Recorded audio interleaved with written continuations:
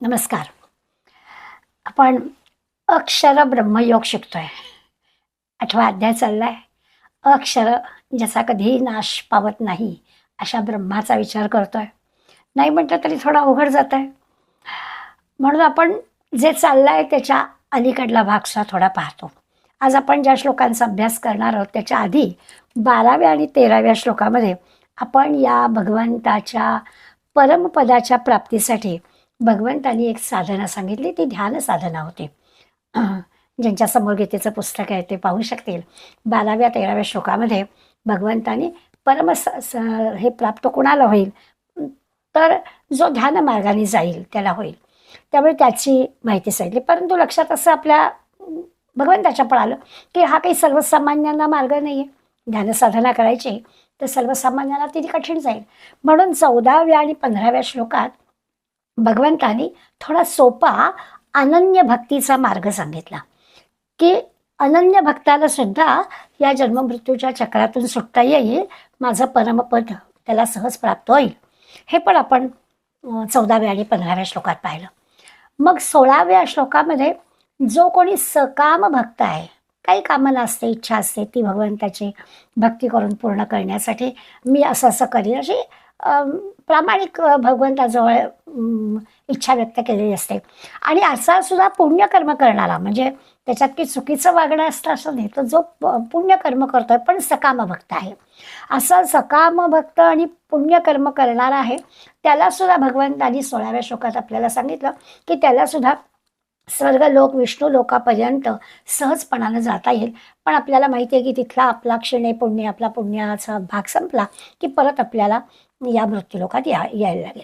त्या श्लोकामध्ये आपल्याला मामुपेत्य तू कोणते या, अर्जुनाला भगवंतांनी असं म्हटलं की मामुपेत्य जर का मला प्राप्त झालं तर, आता ध्यानाच्या मार्गाने गेलं तरी परमपद मिळणार आहे, अनन्य भक्त झाला तरी परमपद मिळणार आहे, सकाम झाला तर ठीक आहे पुण्यकर्म केल्याचं फळ मिळेल पण परत यावं लागेल. पण मला प्राप्त झालं तर मात्र पुनर्जन्म घ्यावा लागणार नाही, हे जन्ममृत्यूचं चक्र सुटेल. कारण त्याचं असं आहे की हे जे ब्रह्मलोकापर्यंतचे भू भुवा स्वा जना तपा महा सत्यम, हे जे सगळे लोक आहेत हे सगळे पुनरावर्तितम, त्याच्या आधी आपण पाहिलं परत यावं लागतं. पण भगवंताचं जे परमपद आहे तिथून परत यावं लागत नाही. आणि ते प्राप्त होण्यासाठी तो जो भगवंत आहे ना त्याला काळाचा देतो, काळातीत आहे. आणि म्हणून मग हे सगळं जे आहे ते लोक त्यांचा कालावधी मर्यादित आहे, भगवंताचा कालातीत आहे. म्हणून 16व्या श्लोकामध्ये त्यांनी आपल्याला स्पष्टपणाने सांगितलं की कालातीत असणाऱ्या मला जर का तू कोणत्या प्राप्त झालास तर मग काय परत येणं जाणं होणार नाही. 17व्या श्लोकामध्ये हा कालातीत असणारा, ज्या ह्या सगळ्या दृश्य जगाचे किंवा सगळ्याची निर्मिती ब्रह्मदेवाने केली आपण म्हणतो, त्या ब्रह्मदेवाच्या काळाचा सगळा हिशोब आपल्याला 17व्या श्लोकामध्ये मांडला. आपण तो सगळा शिकलो. दासबोधाचा आधार घेऊन आपण पाहिलं की 4 युग, त्या प्रत्येक युगाची किती किती वर्ष, 4 युगांची किती वर्ष, त्याची 1000 पट वगैरे वगैरे. आणि हा जो सगळा भगवंताचा कालावधी, ब्रह्माचा दिवस, त्याची रात्र, असा सगळा हिशोब आपण त्या 18व्या श्लोकात पाहिला. 19व्या श्लोकामध्ये आपण आणखीन एक विषय पाहिला की जसं आपलं असतं की आपण जागृत आहोत म्हणजे व्यक्त आहोत, सुषुप्ती अवस्थेत आहोत, झोपलोय, पुन्हा जागे होतोय. तेव्हा आपण पाहिलं की रात्री जेव्हा आपण झोपलेलो असतो त्या झोपेमध्ये आपल्याला सर्व जागेपणीच्या गोष्टींचा विसर पडतो आणि मग परत आपण जागे होतो. तर हे अव्यक्त व्यक्त अव्यक्त व्यक्त असं चालू असतं. हे जसं आहे तसंच आपल्या ह्या ब्रह्माचं पण चालू आहे. त्याचा कालावधी मोठा आहे म्हणून आपल्या लक्षात येत नाही एवढंच, पण तो पण व्यक्त होत असतो, म्हणजे दृश्य जग असतं ते पुन्हा अव्यक्तात जातं, पुन्हा व्यक्त होतं, असं हे सारखं चक्र चालू असतं. त्याच्यासाठी आपण एक सहज रोजच्या याच्यातलं उदाहरण पाहिलं होतं की एखादं बी आहे, ते बी जमिनीखाली आपण लावलं, ते रुजलं, त्याला मोड आला, त्याचं छोटंसं रोप तयार झालं, मग त्याच्या हळूहळू हळूहळू ते वाढलं, मग त्याला पानं आली, फांद्या आल्या, चांगलं मोठं झालं, मग त्याला फुलं आली, फळं आली आणि त्या फळांमध्ये परत बी, म्हणजे अव्यक्त झालेली ती बी पुन्हा काही कालांतराने व्यक्त रूपामध्ये आली. ते व्यक्त झालेलं पुन्हा ते अव्यक्ताचे, हे जसं चक्र आहे ना तसं हे चक्र सातत्यानं सुरू आहे. आणि कालातीत असणाऱ्या या परमपदाच्या ठिकाणी मात्र गेलं तर मात्र हे चक्र थांबेल. तोपर्यंत कुठेही गेलात तरी हे चक्र आहेच आहे. असा एक 19व्या श्लोकापर्यंत आपण विचार पाहिला. आज आपल्याला थोडं पुढे जायचं आहे आणि ह्या अव्यक्ताच्या पलीकडे हा आहे. आता आत्तापर्यंत पाहिलेलं लक्षात असे आलंय आपल्या की मग जर हे व्यक्त अव्यक्त व्यक्त अव्यक्त हे चक्र चालू आहे तर त्या अव्यक्ताच्या पलीकडे असणारं एक तत्व आहे की जे अगदी सनातन आहे आणि ते कायमचं आहे, शाश्वत आहे. असं जे परमतत्व आहे त्या परमतत्वाला आपल्याला समजून घ्यायचं आहे. म्हणजे वारंवार तोच विषय चाललाय पण वेगवेगळ्या पद्धतीनं आपल्याला ते पटावं. आणि आता नेमकी जागा, नेमका वेळ, नेमकं ठिकाण आणि तिथे जाताना लागणाऱ्या सगळ्या गोष्टी ह्या सगळ्याचा विचार भगवंत आपल्याला सांगतोय. मग 20व्या श्लोकामध्ये परस्तस्मात् तु भावोऽन्यो व्यक्तोऽव्यक्तात् सनातनः यस्य सर्वेषु भूतेषु नश्यत्सु न विनश्यति. असं 20व्या श्लोकामध्ये आता ह्या शाश्वत असणाऱ्या परमात्म तत्वाचा विचार सांग. काय म्हणतात? तस्मात अव्यक्तात परहा तू. अव्यक्तच आहे. आत्ता सांगितलेल्या त्या व्यक्त अव्यक्तामधल्या अव्यक्ताबद्दलच आपण बोलतोय, पण त्या अव्यक्तापेक्षा अतिशय परहा म्हणजे श्रेष्ठ, अजून त्याच्यापेक्षा श्रेष्ठ. ब्रह्मदेवाचा का दिवस आणि रात्र पाहताना पाहिलं की तो व्यक्त होतो, अव्यक्त पण होतो. तसंच आहे, पण त्याच्याही पेक्षा श्रेष्ठ असा अन्य हा दुसरा पलीकडचा असा अव्यक्त हा भाव आहे. वेगळा एक सनातन अव्यक्त भाव आहे. हा अव्यक्त भाव म्हटलाय ना, हा परमभाव असं म्हणतो. आणि सर्वेषु भूतेषु नश्यत्सु न विनश्यति. तो जो परमात्मा म्हणजे आता दुसरा पलीकडचा असं म्हटलं, अव्यक्तच आहे. आपण पाहणार आहोत. अगदी सोपं म्हटलं ना तर आपण पूर्वी पाहिलंय जीव जगत जगदात्मा. दासबोधामध्ये ना ह्याच सगळ्या गोष्टी थोड्याशा सोप्या भाषेमध्ये आपल्याला बघायला मिळतात. तर आपला हा देह आहे, या देह चालवणारा तो आत्मा आहे, पण या देहाला आणि आत्म्याला चालवणारा जगदात्मा आहे. तो पण अव्यक्तच आहे. हा जसा अव्यक्त आहे, देह व्यक्त आहे पण आत्मा अव्यक्त आहे. त्या आत्म्यामुळे हा देह चालतोय, पण ह्या आत्म्याला पण कोण चालवतोय? तो जगदात्मा आहे. तसं हा जो परमात्मा श्रेष्ठ पलीकडचा सनातन वेगळा सर्वेषु भूतेषु हा जो परमात्मा आहे तो सर्व भूतमात्रांना नश्यत्सु नष्ट झाल्यावर सुद्धा न विनश्यति म्हणजे पुन्हा नष्ट होत नाही. एकदा त्या ह्याच्यात गेलं की पुन्हा होत नाही. सर्वेषु भूतेषु म्हणजे ब्रह्मदेवाची रात्र सांगितली म्हणून ते जग अव्यक्त झालं, पुन्हा दिवस झाला म्हणून तो व्यक्त झाला. हा खेळ जो काही अखंड चालू आहे याच्यापेक्षा दुसरा श्रेष्ठ अव्यक्त भाव, त्याचं जे अस्तित्व आहे ते शाश्वत आहे, अखंड आहे आणि ते आपल्याला समजून घ्यायला ते आपल्याला सांगतात. आता जर का हेही शाश्वतच आहे आत्मतत्व ब्रह्मतत्व आणि तेही तसंच आहे, पण ते दुसरं पलीकडलं असं त्याचं वर्णन केलेलं आहे. याचा अर्थ म्हणजे काय तर आत्ता सांगितलं तसं थोडं आपण उदाहरणांच्या साह्याने माऊलींचा सहाय्य मिळतं. आपल्याला एखादा दृष्टांत मिळतो आणि त्या दृष्टांताने आपल्याला एक ती गोष्ट पटकन कळते. त्यांनी असं म्हटलं की सोन्याचे अलंकार आपण करतो आणि ते अलंकार जे असतात ते अलंकार व्यक्त म्हणजे एखादी बांगडी आहे किंवा काय अंगठी आहे किंवा काय आणखीन कानातलं आहे, असं त्या सोन्याचा अलंकार म्हणजे व्यक्तरूप झालं. सोन्याचं व्यक्तरूप अलंकारामुळे ते आपल्याला कळलं. आपण त्याला म्हणतो, त्याला लगेच नाव रूप वेगळं असतं ना, त्यामुळे आपण त्याला अंगठी म्हणतो, त्याला कानातलं म्हणतो, त्याला आणखीन काय बांगडी म्हणतो असं. परंतु समजा ते अलंकार आठवले आणि परत त्याची सोन्याची लगड किंवा काय सोन्याचं बिस्किट किंवा काय केलं तर अलंकाराचं व्यक्त आणि अव्यक्त असं आपल्याला कळलं. अलंकार व्यक्त त्याला आपण नाव रूप दिलं, अलंकार अव्यक्त म्हणजे अलंकार आटवून टाकले. आता ह्या दोनही अवस्थांपेक्षा एक वेगळी सोनं नावाची जी गोष्ट आहे ती शाश्वतच आहे आणि ती अलंकाराच्या दृष्टीनं अव्यक्तच आहे. अलंकार पाहिलं की आपण की सोनं म्हणत नाही त्याचं. त्यामुळे अलंकाराचा व्यक्त व अव्यक्त या दोन्ही अवस्थांमध्ये सोनं आहेच.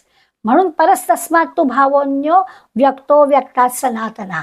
ते जे आहे वेगळं दुसरं श्रेष्ठ ते काय आहे ते ह्या अव्यक्तापेक्षा ते अव्यक्त अतिशय श्रेष्ठ आहे, सनातन आहे, दुसरं आहे. हे व्यक्त अव्यक्त चालूच आहे, त्याचं एक शाश्वत अधिष्ठान जे काही आहे ते परमतत्व असं त्यांनी आपल्याला सांगितलं. थोडं उदाहरणांच्या सहाय्याने पाहिलं तर आपल्याला नक्कीच हे कळलेलं आहे. आता अव्यक्तापासून म्हणजे आपण आधीच्या श्लोकातल्या ब्रह्मदेवाच्या दिवस रात्रीचा विचार केलेला असल्यामुळे त्याचं पाहूया. तर त्या ब्रह्मदेवापासून हे सगळं चराचर भूतमात्र, हे सगळं जे बाकी दृश्य जगामधले सगळे जीव वगैरे सगळे आहेत, हे सगळे निर्माण होतात, उत्पन्न होतात. आणि मग आपण पाहिलं की परत ते सगळे लीन पण होतात. आता कालावधीचा विचार तेव्हा करून झाला, आता परत करायची आवश्यकता नाही. आणि हे सगळं निर्माण होणं आणि परत लीन होणं म्हणजे नाहीसं होणं, या सगळ्यासाठी जे अधिष्ठान असलेलं आहे ते परमात्मा तत्व कधीच नाश होत नाही. बाकी दृश्य जग येईल जाईल हे बरोबर आहे, पण ज्याच्या अधिष्ठानावर हे आधारित आहे ते परमात्मा तत्व मात्र नष्ट होत नाही. म्हणून आत्ता मी म्हटलं तसं की जीव आपल्याला कळतो, म्हणजे आपला हा स्थूल देह आपल्याला कळतो, हा देह चालवणारी जी आतमध्ये गोष्ट आहे दिसत नाही आहे पण तरी आहे आपण म्हणतो, कारण त्यामुळे आपलं हे सगळं चाललेलं आहे म्हणून ते आत्मा. पण हे दोघं ज्या अधिष्ठानावर चालतात तो जो जगदात्मा परमात्मा तो जो आहे त्याला ते परमात्मा तत्व जाणायचं, असा हा 20व्या श्लोकाचा खरा म्हणजे अर्थ. आता हे समजून घ्यायचं झालं तर आपल्याला दृश्य जग व्यक्त आहे, बरोबर आहे. दृश्य जगाला म्हटलं तर व्यक्त स्वरूप आहे आणि त्या दृश्य जगाला काही आकार बिकार पण आहे. ते दृश्य जग ज्यामुळे आपल्याला दिसत आहेत ते मात्र ते निराकार आहे, म्हणून त्याला आपण अव्यक्त रूप म्हणजे माया म्हणून टाकलं. या दोघांचा आधार जे चैतन्याचं ठिकाण म्हणजे ब्रह्माचं ठिकाण आहे ते परमात्मा स्वरूप आपण ओळखायचं. चैतन्य म्हणा ब्रह्म म्हणा याला काही आकार नाही आहे आणि तसं म्हटलं तर त्याला त्याचं अस्तित्व आहे पण अव्यक्त आहे, म्हणून त्याला आपण नित्यसिद्ध असं म्हणतो की ते आहेच आहे, सगळीकडे ते आहेच आहे, सर्व काल ते आहेच आहे, सर्व दृश्य विश्वात पण ते आहे आणि विश्व लयाला गेलं तरी देखील ते लय पावत नाही, त्यामुळे ते आहेच आहे. माऊलीने एक छान दृष्टांत दिला आहे आणि पटेल आपल्याला. माऊली असं म्हणतात की पाटीवर लिहिलेली अक्षरं पाटीवर लिहिलेली अक्षरं वाचली आणि पुसली. आता अक्षरं पुसली म्हणजे शब्द त्या पाटीवरती लिहिले होते त्यामुळे व्यक्त झाले आणि ती वाचून गेल्यावर पुसली त्यामुळे ते अव्यक्त झाले. पण ती वाचलेली अक्षरं आपण समजा जरी अक्षरं पुसली गेली असली तरी अर्थ पुसला गेला नाही, तो कायम राहिला. ते जे आहे ते परमात्मा तत्व. उदाहरणाच्या सहाय्याने आपल्या लक्षात येईल की अक्षरं लिहिलेली आहे म्हणजे तुकाराम महाराजांची गाथा इंद्रायणीमध्ये बुडाली म्हणजे व्यक्त असणारी गाथा अव्यक्त झाली, पण जनमानसाच्या गंगेवरती ते होतेच, ते जे आहे ते परमात्मा तत्व. अशा पद्धतीने जर आपण विचार केला, पाण्यावरच्या लाटांचं उदाहरण देतात की लाटा येत असतात जात असतात, अगदी खरं आहे, परंतु म्हणजे त्या येत असतातही जात असतात म्हणजेच व्यक्त होत असतात अव्यक्त होत असतात, पण पाणी जे आहे ते असतंच आहेच आहे. हे जे आहेच आहे असं जे आपण काही म्हणतोय ना तसं परमात्मा तत्व आहे की परमात्मा तत्व आहेच आहे, कधीच नाहीसं होणार नाही, ते कायम आहे. आणि त्या परमात्मा तत्वाशी जायचं मग परत यायला नको, तोपर्यंत कितीही जरी काही केली खटपट लटपट तरी ब्रह्मभुवनात लोका तिथपासून सुद्धा परत यावं लागतं. तिथे मात्र गेलं ते खरं आपलं निजधाम आहे. एखादा माणूस निजधामी गेला म्हणजे ते स्वतःचं घर आहे. आपण इथे कितीही घरं घेतली असली तरी हे सगळी म्हटलं तर या 70-80 वर्षाच्या या जीवनाच्या वेळेला आपल्याला जे काही आपलं वाटतं आहे ते सगळं काही नाही, ते भाडोत्रीच सगळं काम आहे. जे निजधाम आहे परमधाम आहे ते आहे आणि तिथे जर गेलं आणि म्हणजे खरं तिथे आपल्याला जायचं आहे नव्हे, भगवंत तुम्हा आम्हा सगळ्यांना तिथंपर्यंत घेऊन जाणारच आहे. त्या तत्वाकडे नेण्याचा तुमच्या आमच्या प्रत्येक जन्मात थोडी थोडी प्रगती करण्याचाच त्याचा मानस आहे, तो हे सगळं करतोच आहे. परमतत्वाकडे तो आपल्याला घेऊनच जातोय. आता त्याच्यासाठी आपण एक गोष्ट मान्य केली पाहिजे की या देहामध्ये आपण आत्ता आहोत, या देहात येण्यापूर्वी आपण होतो, म्हणजे आपलं जे मूळ स्वरूप आहे ते होतं वेगळ्या रूपात, मग अशी जसं म्हटलं की सोनं तेच, अलंकार निर्माण करताना त्याचा केला असेल वेगळा, तसं त्याच आपल्या मूळ रूपाचं वेगवेगळी रूपं झाली असतील, वेगवेगळी नावं मिळाली असतील, वेगवेगळ्या काळात आपण आलेले असतो, वेगळं वेगळं काहीतरी कर्म आपल्यातून झालं असेल, पण असं अनेक वेळा देहधारी आपण इथे आलेलो आहोत, या सिद्धांतावर आपला ठाम विश्वास हवा. हा जर आपला म्हणजे पक्की जर अशी खात्री असली, पक्की श्रद्धा जर आपली असली की आपलं हे अस्तित्व जे आहे ते अखंड चाललेलं आहे, हे काही पहिलंच आहे. जसं इमं विवस्वते योगम प्रोक्तवान विवस्वान मनवे प्राहो मनुष्वाकवे ब्रवे, तसं भगवंताने अर्जुनाला सांगितलं की तुला आधीचे जन्म दिसत नाही आहेत, पण मला दिसतात ना, की जे मी तुला आता सांगतोय ते मी यापूर्वी कोणाकोणाला सांगितलं. तसं आहे की या गोष्टीवर जर आपण लक्षात घेतलं की हे आत्ता आहे असं नाही, यापूर्वी वेगळ्या रूपामध्ये वेगळ्या नावामध्ये आपण आलेलो आहोत, तर मग काय होईल की आपली एक हा जर ठाम विश्वास, ठाम श्रद्धा आपली असेल, तर मग भगवंत आता पुढे रे बाबा, ने रे बाबा असं म्हणायचं की कारणच नाही आहे. कारण नेणं किंवा असणं हे काही आपल्या हातात नाही आहे. कदाचित आणखीन काहीतरी वेगळ्या रूपामध्ये वेगळ्या नावामध्ये आपल्याला तो परत आणेल, यापूर्वी आणलं असेल असं, त्या आणखीन थोडं आयुष्य असू दे म्हणायचं किंवा आता बास म्हणायचं, हे काहीच आवश्यकता नाही आहे. आपण आनंद स्वरूप आहोत. ही जी काही आपल्या मनाची, बुद्धीची खरी म्हणजे मूळ स्वरूप, जी भूमिका म्हणतो ना, की आपलं मूळ स्वरूप काय तर आनंदीच आहे, तर अशी ती मनाची, बुद्धीची भूमिका ठेवायची. आणि मग लक्षात येईल की त्याचा कधीच नाश होत नाही आहे. ते जे की आहे ते तत्व म्हणजे भगवंत म्हणतो मी, ते परमतत्व, ते परमधाम, तो भाव, असा सगळा विचार आहे. म्हणजे आपण येऊ जाऊ, व्यक्त अव्यक्त काय काय होईल, पण आपलं जे मूळ आत्मतत्व आहे ते परमतत्व कायम राहणार आहे. तो आपल्याला इथे आणेल, घेऊन जाईल, पुन्हा आणेल, पुन्हा घेऊन जाईल, अव्यक्त व्यक्त करेल, पण हे चालू राहील. आता हाच विचार भगवंत पुढे आहे, अव्यक्तोक्षर इत्युक्त तमाहु परमां गतिम यम प्राप्य न निवर्तन्ते तद्धाम परमं मम. भगवंत त्या परमधामाबद्दल आपल्याला सांगतोय की हे कसं आहे की अव्यक्त हा किंवा अक्षर हा आपला कधीच नाश न पावणारा असं आहे, आणि अव्यक्त आहे, दिसतही नाही आहे. तम परमां गतिम उक्ता, त्या ह्या म्हणजे त्या परमगती, त्याला परमगती असं म्हणायचं. कशाला? जे अक्षर नावाचं जे अव्यक्त आहे, त्या अव्यक्त भावाला परमगती म्हणायचं. आणि हे प्राप्य म्हणजे हे प्राप्त करून घेतल्यावर यम प्राप्य न निवर्तनते, मग परत येत नाहीत, जीव परत येत नाहीत. परम गती प्राप्त झाल्यानंतर म्हणजे त्या ईश्वरापर्यंत पोचल्यानंतर मग काही जीव परत येत नाहीत, जाणं येणं संपतं, हे मान्य. तत् मम परमम धाम, आणि ते जे आहे ना, भगवंत म्हणतो अर्जुना, ते माझं परमधाम आहे, तिथपर्यंत मी घेऊन जाणार, मग यायला नको परत. आपल्या लक्षात असेल की या अध्यायाची सुरुवात जी झाली ना, त्या सुरुवातीलाच अर्जुनाने भगवंताला पटापट 7 प्रश्न विचारले होते. त्यातलाच पहिलाच प्रश्न विचारला होता अर्जुनाने भगवंता, किम तत् ब्रह्म, की ब्रह्म म्हणजे काय? आणि भगवंताने त्याचं लगेचच तिसऱ्या श्लोकात उत्तर दिलं, तर अक्षरम ब्रह्म परमम. ब्रह्म कशाला म्हणायचं? तर परम म्हणजे श्रेष्ठ, आणि अक्षर असं जे आहे ते ब्रह्म आहे. आणि खरं त्या शब्दांच्या अर्थामध्ये त्याचे सगळे गुण किंवा त्याची जी सगळी लक्षणं आहेत ती आलेलीच आहेत. की अक्षर आहे ज्याच्यामध्ये काही घटच होत नाही, ज्याच्यामध्ये काही झीज होत नाही, जे कधी नाश पावत नाही, ज्याला कधी नाश करता येत नाही ज्याचा, असं जे सगळं त्याला अक्षर म्हणायचं. आणि ते अक्षर ब्रह्म हे खरं तर संपूर्ण विश्वाचं अधिष्ठान आहे.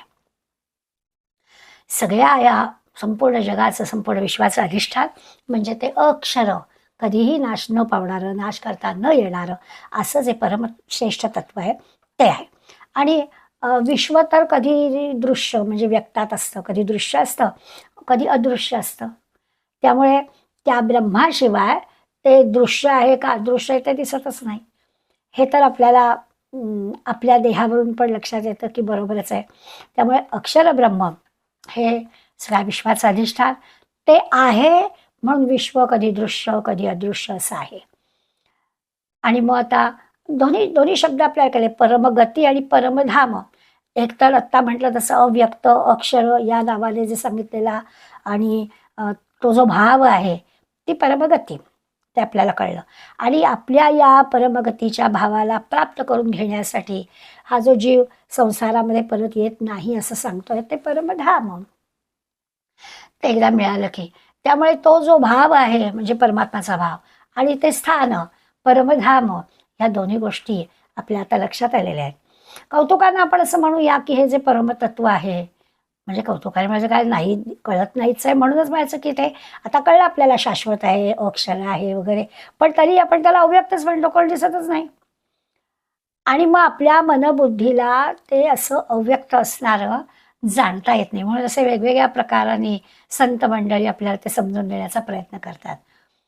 दिशा, काळ, निमित्त कुठेच ते सापडत नाही, कारण त्याला काही नाहीच आहे ना, कालातीत असं ते आहे, कायमस्वरूपी आहे. त्यामुळे ते कुठल्या या सगळ्या लक्षणांमध्ये किंवा या सगळ्या ह्याच्यामध्ये बसणारीच गोष्ट नाही. बरं, कोणाकडून समजावून घ्यायचं म्हटलं तर नेती कोणी समजावून पण देऊ शकत नाही. कोणाला स्वतः कोणी जाणताय असं तो जाणलेला म्हणू पण शकत नाही. असं हे सगळं परमतत्वाची गोष्ट आहे आणि त्यामुळे ते अव्यक्त आहे. म्हणजे ते असतची असे पण दिसतची नसे असं आहे. ते नाही आहे तर म्हणता येत नाही, पण आहे म्हणावं तर दिसत नाही, म्हणजे सांगता येत नाही, दाखवता येत नाही, असं ह्याचं कौतुक आहे. पण त्याची एक गोष्ट आहे, माऊलींनी सांगितलं, सोने सोने पण उणे. सुवर्ण जे आहे त्या सुवर्णाचं न होता झाले लेणे, त्याला तसं ठेवा, दागिने करा, नाही तर करू नका. त्या सोन्याला अलंकार होण्यामध्ये जरा देखील उणेपणा नाही आहेत, सोनच ते. त्याला काहीतरी कमी ती वस्तू बनवण्यामध्ये त्याला काही कमी पडायचं का, तर नाही, सोनच आहे ते. म्हणजे त्याचा दागिना केला किंवा नाही केला तरी ते नेहमी पूर्णच आहे. परमतत्व हे असंच आहे. म्हणून त्याला म्हणजे त्याला दृश्य व्यक्त स्वरूपात येवो नाही तर न येवो, त्याचा काही संबंध नाही, त्याला काही उणेपणा येणार नाही. तो दिसत नाही, ते अव्यक्त रूपात आहे आणि ते दिसतच नाही. आत्ता जसं म्हटलं की ते असतची असे पण दिसतची नसे, असं किती जरी त्याच्याबद्दल काही म्हटलं तरी त्याला उणेपणा येणार नाही, कारण आहेच आहे ते सगळीकडे. कुठल्याही परिस्थितीत कुठल्याही काळामध्ये अक्षर असं असणारं ते सगळीकडे आहे. अगदी आपण या देहाचा विचार केला तर आपल्याला लगेचच चटकन समजतं की या देहात असणारं जे हे ब्रह्म आहे किंवा हा जो की आत्मा आहे, स्वतः काही करत नाही असं आपण नेहमीच म्हणतो. सगळ्या देहाकडून किंवा इंद्रियांकडून हे जे 11 इंद्रिय आहेत, पंचज्ञानेंद्रिय, पंचकर्मेंद्रिय आणि मन, ही 11 इंद्रिय सगळ्या गोष्टी करत असतात आणि ते आहे म्हणून ही 11 इंद्रिय करत असतात. पण ते अव्यक्त आहे. 11 इंद्रिय जे करतात ते दृश्य आहे. आणि हे सगळं असं देह चालू ठेवण्याचं काम ते करत असतं. देहच काय, पण मनाचं सुद्धा, ह्या चंचल मनाला सुद्धा, नाहीतर ते कुठं कुठे धावलं असतं, त्या भ्रमरासारख्या चंचल मनाला सुद्धा, हिंडणाऱ्या मनाला सुद्धा हे परमतत्वाचं अधिष्ठान आहे. त्याशिवाय की ते मन सुद्धा काही काम करणार नाही. त्यामुळे परमतत्व ब्रह्म हे अक्षर काय, त्याची सगळी विशेषण आपण लक्षात घेतली. स्वतः काही करत नसलं, करवून हे नसलं तरी त्याच्याशिवाय काही करता येत नाही, हे अगदी खरी गोष्ट आहे. म्हणजे आपल्या देहाचं, मनाचा, बुद्धीचा कुठलाही विचार केला तरी कोणीच त्याच्याशिवाय कुठल्याच प्रकारचं कार्य, त्याच्या सत्तेनं सगळ्या गोष्टी चालतात. हे करणारे असू देत, पण हे कसं कुणामुळे करतात ते त्याच्याशिवाय करता येत नाही. तो सगळ्यांचा आधार आहे, ते सगळ्यांचं अधिष्ठान आहे. आपण आपल्या बोलीभाषेमध्ये आपल्या देवाचं नाव घेतो. श्रीराम बसलाय ना इथे असं म्हणतं, पांडुरंगा हरी दे रे बाबा बुद्धी असं म्हणतो. ह्याचा अर्थ काय की तो श्रीराम, तो श्रीकृष्ण, तो देव, तो काय श्रीहरी, हे सगळे जे आहेत ते म्हणजे आमचं परमतत्वच आहे. ते आमचं दिसत नाही आहे, पण असं त्याचे असे आणि असं ते आहे. जसं आपण म्हणतो की सूर्य उगवला की आपोआपच सगळ्या गोष्टी होतात, म्हणजे हे सगळं जग चालायला लागतं, लोकव्यवहार सुरू होतो. तसं ही सगळी जी इंद्रिय आहेत, त्या इंद्रियांचं चलन-वलन, त्यांची जी काही कर्म आहेत ती सगळी या परमतत्वाच्या अस्तित्वावर आपोआप होतात. त्याला काही करायला लागत नाही आहे, पण त्याच्या असण्यावर ही सगळी मंडळी करतात. मग त्याला तुम्ही आत्मा म्हणा, ब्रह्म म्हणा, पुरुष म्हणा, कारण पुरुष आणि प्रकृती असं म्हटलं तर पुरुष असं आपण म्हणू शकतो. यम प्राप्य न निवर्तन्ते, हा भाव एकदा प्राप्त झाला, याला भाव प्राप्त झाला म्हणजे याला ओळखलं की मग येणं जाणं थांबलं, चक्र हे थांबलं असं आपल्या लक्षात येईल. म्हणजे हे जे आपण भू भुवः स्वाहा जनः तपः असं सगळं वर्णन करतोय सत्यम यापर्यंत, किती जरी केलं तरी त्या सगळ्यापर्यंत गेलेल्यांना आपली जी काही वासना आहे, आपली जी काही इच्छा आहे ती पूर्ण करण्यासाठी मानवदेहामध्ये परत यावं लागतं असं आपण पाहिलं. आणि इथं गेलं, या परमपदाशी गेल्यानंतर मात्र परत यावं लागत नाही. आता माणसाचा जो जन्म आहे ना, तो मात्र कसा आहे, तर अशाश्वत आहे. काहीच त्याचं त्याची कसलीच शाश्वती आपल्याला देता येत नाही. उद्या काय ते पण आपल्याला माहीत नाही. त्यामुळे एका अर्थाने खरं तर दुःखच आहे. म्हणून त्याला म्हणतात दुःखालयम, दुःखालयात म्हटलेलं आहे. म्हणजे दुःखालयम शाश्वतम. हे अशाश्वत आहे, दुःखालयच आहे माणसाचा जन्म म्हणजे, किंवा कुठलंही पुन्हा येणं जाणं हे जे आहे हे दुःखाला सामोरं जाणं आहे. तर या दुःखालयात मानवी जीवनात पुन्हा यायला कुणाला नकोच आहे.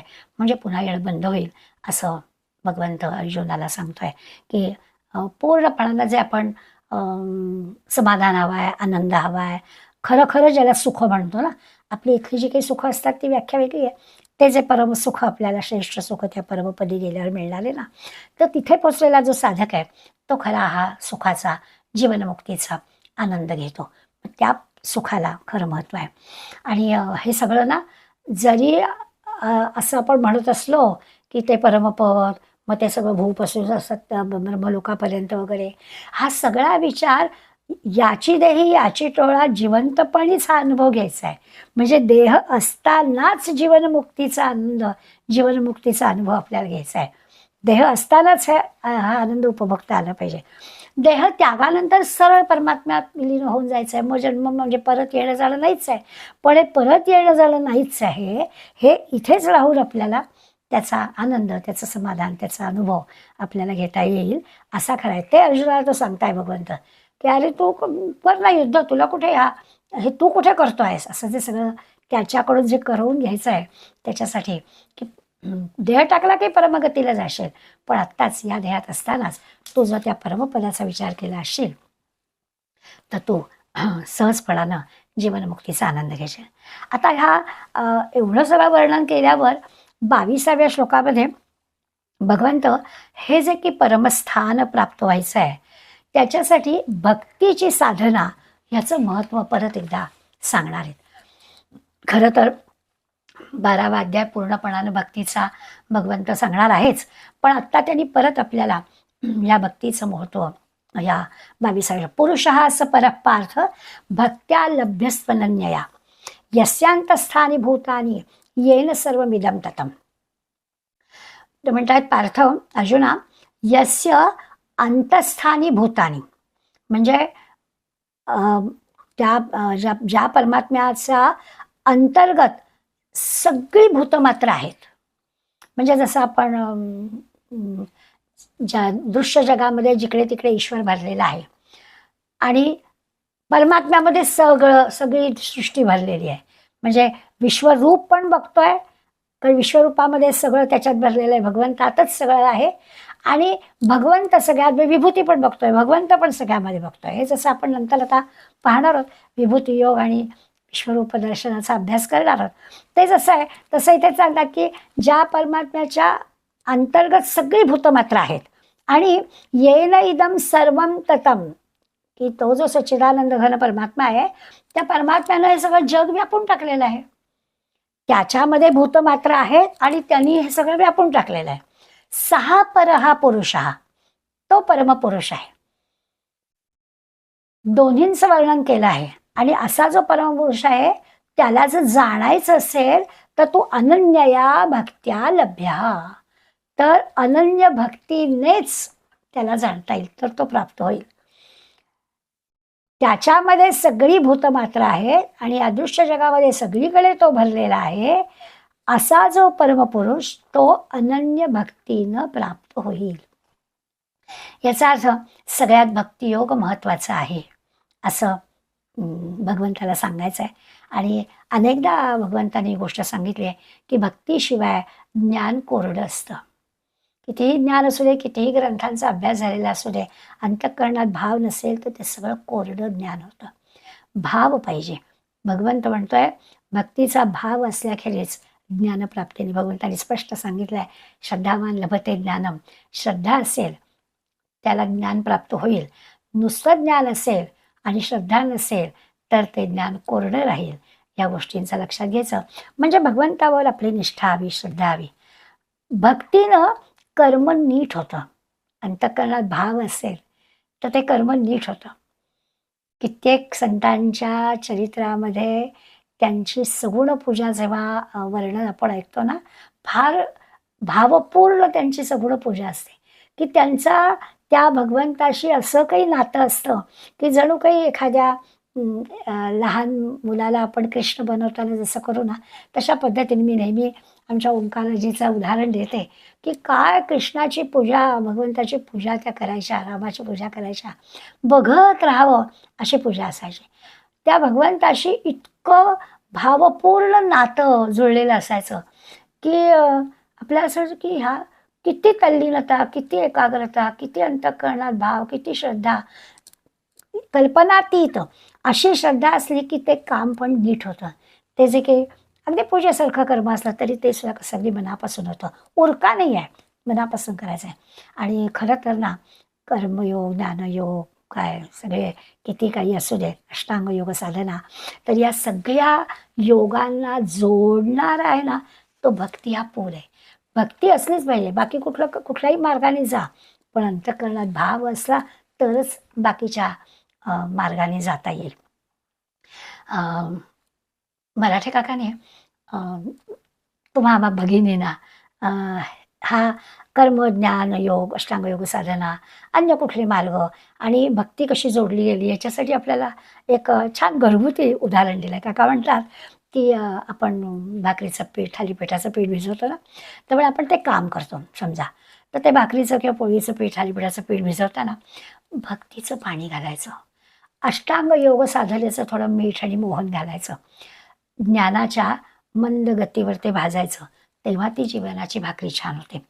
अर्थ त्याचा असा आहे की ह्या सगळ्या मार्गातल्या थोड्या थोड्या गोष्टी, ज्या चांगल्या चांगल्या गोष्टी आहेत आपल्याला झेपणाऱ्या ज्या आहेत त्या जरूर घ्याव्यात, परंतु भक्ती हवीच. पाण्याशिवाय चालणार नाही ना. बाकी सगळे पदार्थ समजा काही कमी जास्ती झाले तर ठीक आहे, परंतु ज्या जीवनाला म्हणजे ज्या भाकरीची गरज आहे त्या भाकरीला भक्तीचं पाणी हवं. बाकी पदार्थ थोडे कमी जास्ती घेतले तरी चालतील. असं हे सगळं भक्तीचं कौतुक भगवंत आपल्याला सांगतोय. हे आधी जसं व्यक्त म्हटलं जाय, दृश्य जग जे आहे ते सारखं बदलत आहे, फिरत आहे, किंवा उत्पत्ती म्हणजे निर्मिती होते, स्थिती असते, लय होतोय, आणि म्हणून मग आपण त्याला क्षर म्हटलं, नाश पावणारं असं म्हटलं. दुसरं जे आपण म्हटलं की आत्म्याची अभिव्यक्ती असं म्हटलं तर त्याला आपण अक्षर म्हटलं, कारण ते कधी नाश पावत नाही.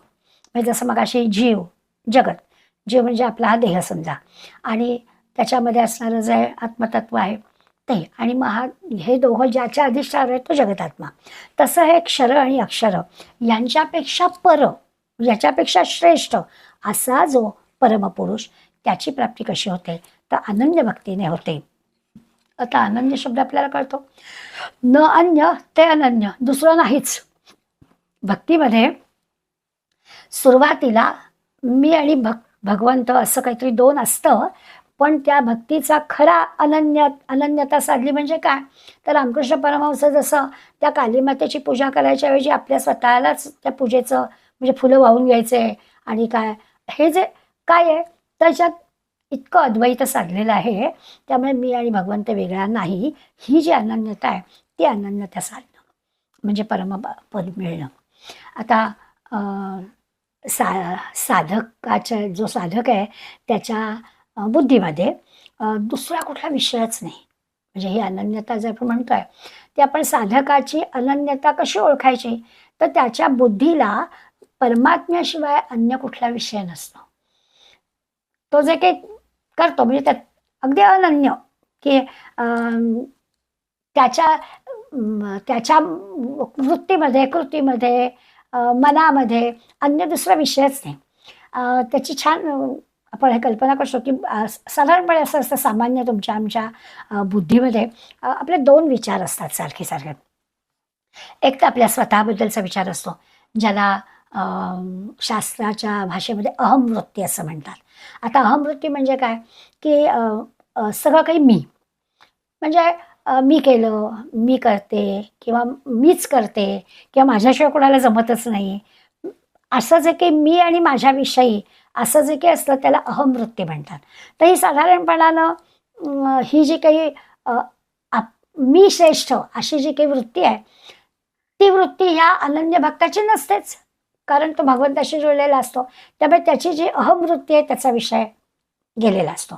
दुसऱ्या वृत्तीला म्हणतात इदम वृत्ती. इदम वृत्ती म्हणजे हे किंवा ते इतर सगळे विषय.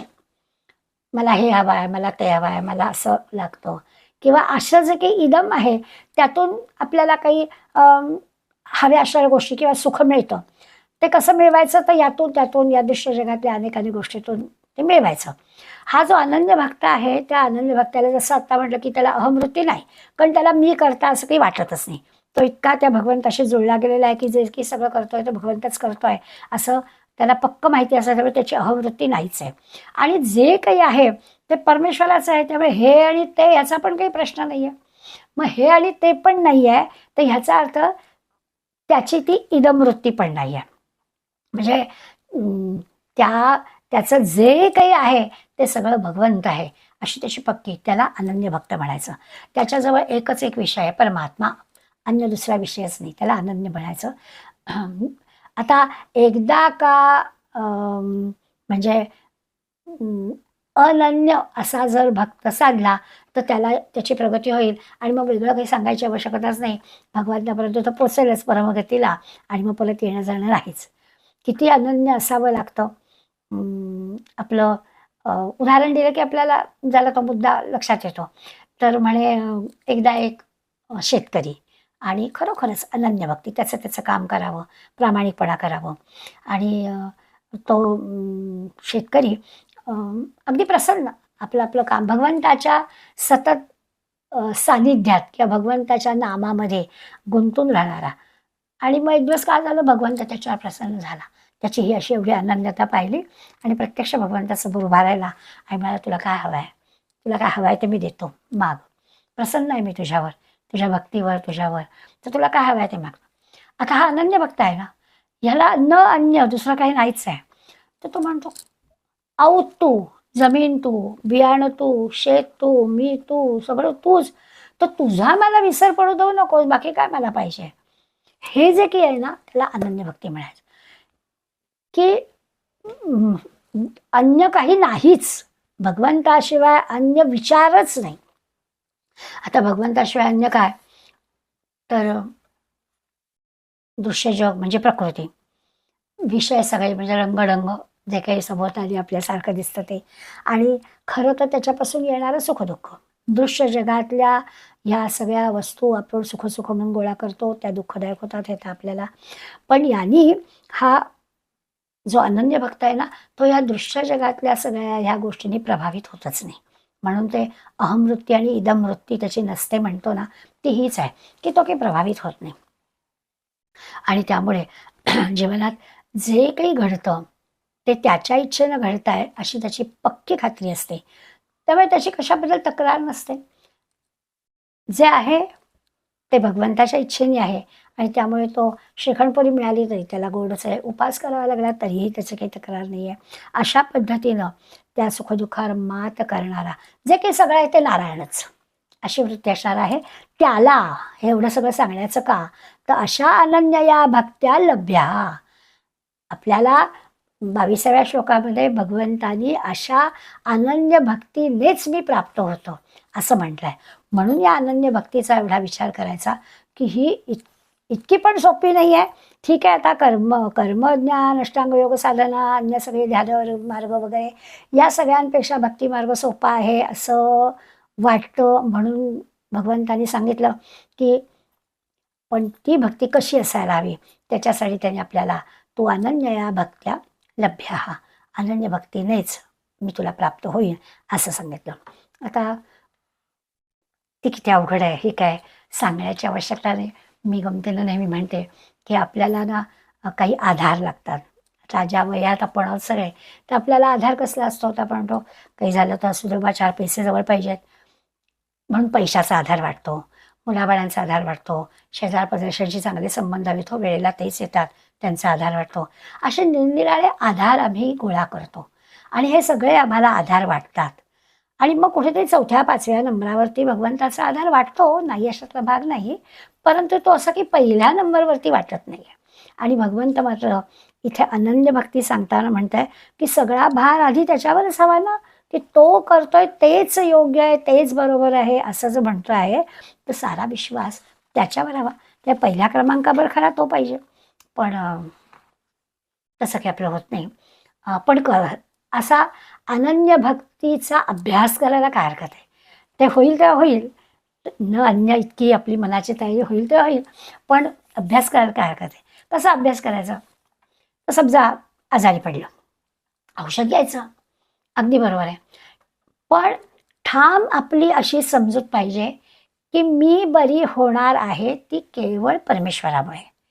म्हणजे इतर सगळ्या गोष्टी, पैसा, योग्य तो डॉक्टर, योग्य ते औषध, हे सगळं तो जुळवून आणतो, ही दृढ भावना पाहिजे.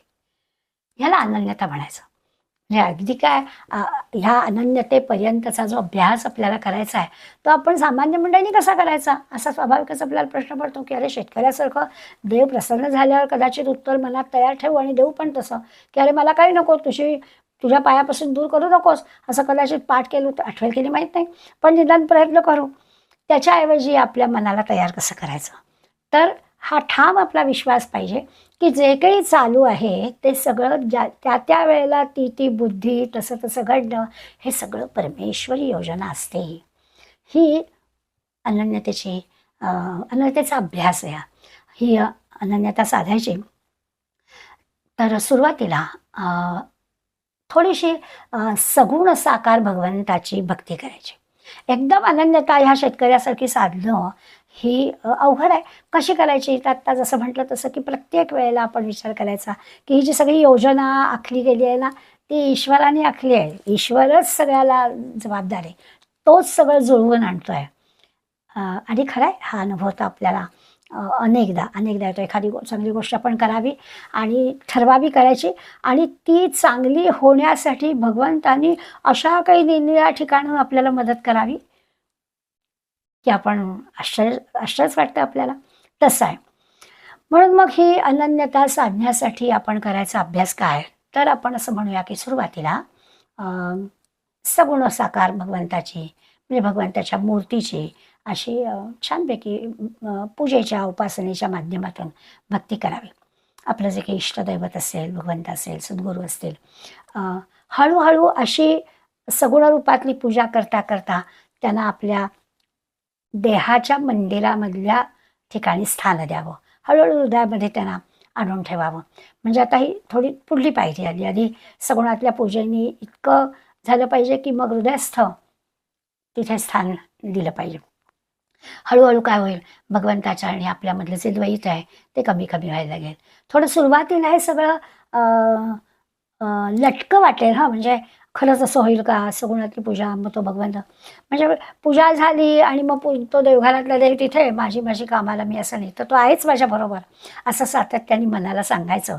आणि मग सुरुवातीला जरी लटकं वाटलं, तरी हळूहळू भगवंत आपल्याबरोबर आहे, माझ्या हृदयात तो आहे, ह्या विचारांनी आपल्याला त्याची सवय होईल. म्हणजे बघा बरं, अनन्यतेकडे जाण्यासाठीचा आपला हा प्रयत्न चालला आहे. तो अनन्य भक्त कसा असतो, ते जे काही अद्वैत आहे, ते साधण्यासाठी काय करायला पाहिजे? जिथे जातो तेथे तू माझा संगाती, चालविसे हाती धरून या, अशी खात्री आहे. भगवंत आपल्याला हाताला धरून चालवतो आणि तो आपला संगाती आपल्याबरोबर सतत आहे. तो आपल्याला सारखी मदत करतोय, याचा अनुभव आपल्याला येईल. एक पायरीने आपल्याला जाता येईल. सगुण रूपातल्या भक्तीपासून हळूहळू हृदयामध्ये त्याला स्थान दिलं, तो सतत आपल्याबरोबर आहे असं म्हटलं, तो मदत करतोय असं आपण लक्षात घेतलं, तर आपल्याला अद्वैत साधायला मदत होईल. थोडी दुसरी पायरी आहे. एकदा आपण म्हटलं, की तो सतत आपल्या हृदयात आहे आणि आता त्या सगुण रूपातल्या भगवंताला हृदयात स्थान दिलंय, असतो त्याचा निर्गुण निराकार म्हणजे भगवत तत्व, ते माझंच खरं स्वरूप आहे. ही पुढली पायरी आहे. आधी ठीक आहे, आधी सगळं म्हणजे मी रामाची उपासना करत असेल तर रामाच्या मूर्तीची पूजा केली, हळूहळू रामाला आतमध्ये स्थान दिलं आणि मग त्याला त्याचं विस्मरण होता कामा नये म्हणून सतत हृदयस्थ आहे. असं करता करता निर्गुण निराकार रामाच्या पूजेचा अनुभव घेता घेता पुढली पायरी अशी की तेच माझं रूप आहे, मी आणि भगवंत वेगळे नाहीच, तेच माझं खरं स्वरूप आहे, ही निष्ठा प्राप्त होईल. म्हणजे अजून एक पुढली पायरी त्याची झाली, हृदयात भगवत तत्व आहेच. आपण सातत्याने त्या भगवत तत्वाचा परमतत्वाचा विचार करतोय. चराचरात सर्वत्र पण ते आहे आणि आपल्यामध्ये पण ते आहे. सगळ्या चैतन्य अचैतन्य सगळ्या सृष्टीमध्ये सगळ्या गोष्टींमध्ये भगवंत भरलेला आहे. त्या परमात्म्याने सगळं जग व्यापलेलं आहे, असा सगळा विचार आपण केलेला आहे. म्हणजे खरं तर असं आहे की अशी दृष्टी एकदा झाली की माझ्या आत बाहेर सगळीकडेच जर ईश्वर आहे तर मग माझा शत्रू कोणी नाहीच. आताही ईश्वर आहे, बाहेरही ईश्वर आहे, तर माझा शत्रू कोणी नाहीच. बरं, तसं पाहायला गेलं तर सगळीकडे ईश्वरच, म्हणजे शत्रू नाही, मित्र नाही, सगळ्यांबद्दल प्रेमच, सहज प्रेम, आणलेलं नाही, सहज. याला म्हणायचं भक्ती, याला म्हणायचं अनन्य भक्ती. यो माम पश्यती सर्वत्र सर्वंच मयी पश्यती. जो ज्ञानी भक्त सर्व भूतमात्रामध्ये असलेल्या त्या भगवंताला पाहतो ना, आणि सर्व भूत मात्र त्याच भगवंतामध्ये असं पण पाहतो. मगाशी जसं म्हटलं की दोन्ही हेच विभूती, जिथे तिथे तिथे तिथे तिथे तिथे भगवंत आहे अशा रूपाने आपण पाहिलं. आणि त्या परमेश्वराचं असं काही मोठं रूप की त्याच्यामध्ये संबंध सगळं सगळं चराचर व्यापून टाकलेलं आहे. असं अनन्य भक्त एक एक एक एक पायरी पुढे जाऊन होता येतो. आता पुढे भगवंत म्हणतात, हे ज्याला साधतं, अनन्यता ज्याला साधते, त्याला सगळं विश्व भगवंतात आहे आणि सारं विश्व अंतर्बाह्य भगवंतानं व्यापलेलं आहे. असं ते एकरूप म्हणजे परमात्म्याशी एकरूप झालेलं त्याला कळतं. आणि मग असं ज्याला कळलं त्याला देहाचं येणं जाणं असणं शक्यच नाही.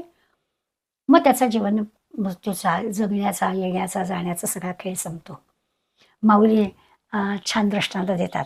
माऊली म्हणतात, तरी अग्नी माझी आले जैसे इंधनाची अग्नी झाले. काय म्हणतात त्या, की अग्नी माझी आले, अग्नीमध्ये एखादं समजा काष्ट टाकलं, जैसे इंधनाची अग्नी झाली, ते जे इंधन म्हणून टाकलेलं आहे ते अग्नी झालं.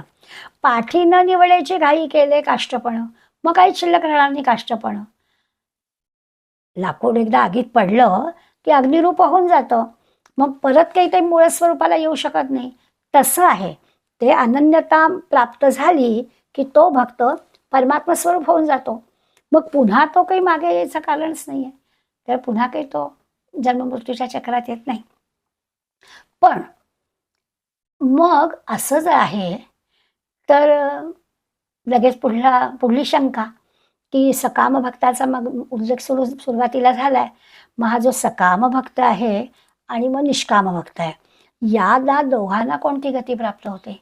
मगाशी सकाम भक्ताचं वर्णन करून झालं की एका ठराविक त्याच्या ठिकाणी तो त्याच्या पुण्याच्या कर्मामुळे जाईल, पुण्य करू संपलं की परत येईल. मग निष्काम भक्त जो आहे त्याचं काय, त्याचा विचार लगेच 23व्या श्लोकात भगवंत करतात. यत्र काले आवृत्तीम शैव योगिना प्रयाता यान्ति तं कालम वक्ष्यामि भरतर्षभ. याच्यात काल शब्द आलाय ना, त्याला मार्ग असा अर्थ लावायचा. म्हणजे बरोबर आपल्याला कळेल. भरतर्षभाला, ह्या भरतकुळात भूषण असणारा जो अर्जुन आहे, त्या अर्जुनाला भगवंत आता ही महत्त्वाची गोष्ट सांगतात. तर यत्र काले प्रयाता, म्हणजे ज्या मार्गाने कसं जायचं आहे तर शरीराचा त्याग करून गेलेले योगी लोक असं म्हणूया. म्हणजे भक्तच आहे की शरीराचा त्याग करून गेलेले जे भक्त, तो अनावृत्तीम, मग त्यांना कोणाला परत न येणारी गती प्राप्त होते. जे जातात आणि परत यायचा प्रश्नच नाही. आणि कुठल्या मार्गानं गेलं की जे जातात पण त्यांना परत यावं लागतं. तम कालम वक्ष्यामी, त्या काळाचे म्हणजे त्या 2 मार्गांच्या बाबत मी भरतर्षभा अर्जुना तुला गोष्ट सांगतो. अगदी स्पष्टपणे सांगितलं की काही मंडळी अशी असतात की ती या मार्गानं गेली परत यायला लागतं आणि या मार्गाने गेली की ते परत यावं लागत नाही. यालाच आपण आपल्या सोप्या भाषेत असं म्हणतो की सकाम भक्ती करणारे आणि निष्काम भक्ती करणारे असे जे दोन साधकाचे प्रकार, त्या दोन साधकांच्या प्रकारांचा विचार या श्लोकामध्ये भगवंत करतायत. निष्काम वृत्तीनं उपासना करणारे जे साधक आहेत, काहीच नको आहे, आपलं भगवंताची भक्ती करायची, काही मिळवण्यासाठी करायची नाही आहे, आनंद समाधान छानपैकी असाच विचार आहे. आणि दुसरे जे आहेत ते सकाम, काहीतरी इच्छा आहे आणि त्या काहीतरी इच्छा मनात ठेवून भगवंताची उपासना करतात. आणि ह्या दोनही प्रकारच्या भक्तांना त्यांच्या त्यांच्या कृतीप्रमाणे उपासनेप्रमाणे निश्चितपणानं फळ मिळणार आहे, पण निश्चितपणानं निरनिराळं फळ मिळणार आहे. ही दोघांना सारखं फळ मिळणार नाही, एकाची निष्काम उपासना एकाची सकाम उपासना आहे. त्यामुळे फळ मिळणारच, पण वेगवेगळं फळ मिळणार आहे, निराळं फळ मिळणार. काय मिळणार आहे तर हा जो निष्काम भक्त आहे तो भगवंताकडे काहीच मागणी मागत नाही आहे, काहीच नको आहे त्याला, अत्यंत निष्ठेनं प्रेमानं अनन्य भक्ती तो करतोय भगवंताची. त्यामुळे त्याला मागायचं काहीतरी इच्छाच नाही आहे, काही इच्छा असली तर मागायचं, त्याला इच्छाच नाही आहे. त्यामुळे इच्छाच नाही तर भगवंताशी मागायचा प्रश्नच नाही. त्याची असलीच इच्छा तर भगवंताशी एकरूप होण्याची इच्छा आहे की अद्वैत साधावं. तो शेतकऱ्याचं उदाहरण आपण पाहिलं ना की तुझ्या पायापासून मला आता दूर लोटू नको, एवढीच, बाकी इच्छाच नाही. त्यामुळे देह टाकला म्हणजे ह्या देह टाकल्यानंतर तो भगवंतापाशी जाणार. कोण? जो निष्काम साधना करतो आहे तो भगवंतापाशीच जाणार. म्हणजे जन्ममृत्यूच्या फेऱ्यामध्ये येण्याची त्याला गरजच नाही आहे. आता राहिला हा सकाम, काहीतरी कामना मनात ठेवून जो उपासना करणारा भक्त आहे तो. आता तसं त्याचं पाहिलं तर त्याच्या काही लौकिक मागण्या आहेत आणि भगवंतानी त्या पुरा कराव्यात अशी त्याची इच्छा आहे. कमी जास्त प्रमाणात भगवंत त्याच्या सगळ्या मागण्या, उपासना करणाऱ्याच्या मागण्या पूर्णही करतो. आणि मग अशा सकाम भक्तांनी देह टाकला की मग काय होतं तर तो भक्त स्वर्गापर्यंत किंवा ब्रह्मलोकापर्यंत म्हणजे सत्यलोकापर्यंत अशा उच्च लोकात जातो. त्याचं पुण्यकर्म असेल तर भले सकाम जरी असलं तरी तो अनंत काळ सुख उपभोगतो. पुण्यसंचय संपला की पुन्हा मर्त्य लोकामध्ये मानव रूप धारण करून तो येतो. हे अगदी स्पष्ट आहे. हे दोन मार्ग निष्काम आणि सकाम भक्तांचे यापूर्वी पण भगवंतांनी सांगितलेले आहेत.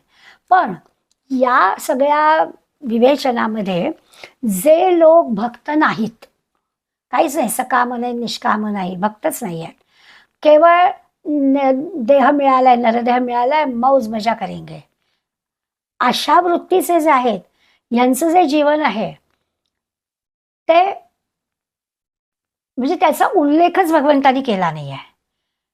एवढ्या सगळ्या परमपदी जाणाऱ्यांची जी काही योजना भगवंत आपल्याला सांगतो आहे, काय केलं की काय होईल असं सगळं, तर यांचा उल्लेखच तो करत नाही की नरदेह मिळालाय आणि एवढं घबाड मिळून सुद्धा मौजमजा करण्यामध्येच आपलं आयुष्य जर घालवून टाकणार असतील तर नरदेह मिळून सुद्धा ते फुकटच घालवतात.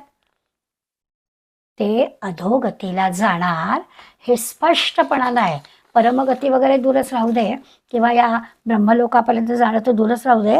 प्रयाता यांते तम कालम वक्ष्यामी भरतर्षभो, त्यांनी तम कालम वक्ष्यामी ते दोन मार्ग सांगितले आणि पुढला सांगितलाच नाही. आता हा जो पुढला मार्ग सांगितला नाही तर नरदेह मिळालेला आहे आणि तो नरदेह मिळून सुद्धा काही करण्याची इच्छाच नाही अशी जी काही मंडळी आहेत त्या मंडळींचं काय तर त्याच्यासाठी आपल्याला पुढल्या श्लोकामध्ये भगवंत पुन्हा एकदा जसं मधल्या एका श्लोकामध्ये सगळ्या काळाचा विचार करून ब्रह्मदेवाचा दिवस रात्र वगैरे सांगितलं, तसं आता मृत्यूची घटिका कधी असावी, कोणत्या वेळेला असावी, काय असावी या संबंधीचे हे दोन मार्ग सांगून झाल्यावर कुठली देवता आहे, नेमकं काय केलं पाहिजे, चांद्रमास कुठला आसन किंवा काय दक्षिणायनम कुठलं, अशा सगळ्या गोष्टींचा विचार 24व्या श्लोकांपासून थोडा आपल्याला सांगणार आहे. तो आपण पुढल्या वेळेला पाहूया. आज आपण इथेच थांबूया. धन्यवाद.